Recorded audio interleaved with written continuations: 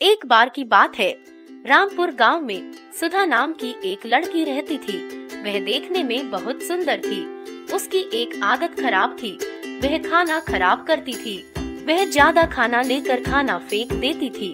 कुछ समय बाद उसकी शादी हो गई।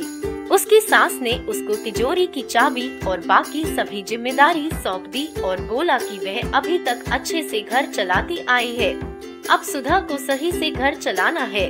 सुधा ने अपनी सास की बात को कबूल किया। सुधा इसके बाद अपने पति से बार बार कभी चीनी, कभी चावल और कभी दाल मंगवाती थी। जब उसकी सास को इस बारे में पता चला तो वह सुधा को बोली कि तुम महीने भर का राशन एक बार में क्यों नहीं मंगवाती। सुधा ने बताया कि वह एक साथ मंगवाती है लेकिन वह कम पड़ जाता है। सुधा की सास ने इसके बाद पता लगाने के लिए कि राशन कहाँ जाता है, रसोई में थोड़ी नजर रखनी शुरू कर दी। कुछ दिन रसोई में देखने पर उसको पता चला कि सुधा ज्यादा खाना बनाती थी, जिससे बहुत सारा खाना फ्रिज में पड़ा रहता था। उसने सुधा को खाने की अहमियत के बारे में सिखाने की सोची। एक दिन उसने सुधा को बुलाकर कहा कि हमारे पहले वाली नौकरानी के बच्चे की तबीयत ठीक नहीं है, मुझे वहाँ जाना है, क्या तुम भी चलोगी? सुधा भी अपनी सास के साथ जाने के लिए तैयार हो गई। अपनी नौकरानी की बस्ती में जाकर सुधा की सास ने कहा कि मैं अभी रास्ता पूछकर आती हूँ।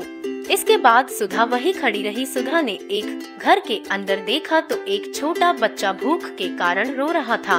उसकी माँ ने अपने अनाज के सभी बर्तन देखे लेकिन वो खाली थे। यह देखकर सुधा को रोना आ गया। कुछ देर बाद उसकी सास आई और उसको अपनी नौकरानी के घर लेकर गई। नौकरानी के घर जाने पर उसका लड़का बीमार लेटा हुआ था। जब सुधा की सास ने बीमारी का कारण पूछा तो नौकरानी ने कहा कि वह एक घर से बचा हुआ भोजन लेकर आई थी, लेकिन उसको नहीं पता था कि वह खाना खराब था, जिससे उसके बेटे की तबीयत खराब हो जाएगी। यह कहकर वह रोने लगी। कुछ देर के बाद सुधा और उसकी सास अपने घर आ गए। घर आने पर सुधा अपनी सास के गले लगकर रोने लगी। जब उसकी सास ने कारण पूछा तो सुधा ने बताया कि मैं खाने को कितना बर्बाद करती थी और किसी को खाने के लिए 2 वक्त की रोटी भी नहीं है। उसने कहा कि अब से वह खाने को कभी बर्बाद नहीं करेगी। सुधा को खाने की कीमत महसूस होने पर उसकी सास खुश थी।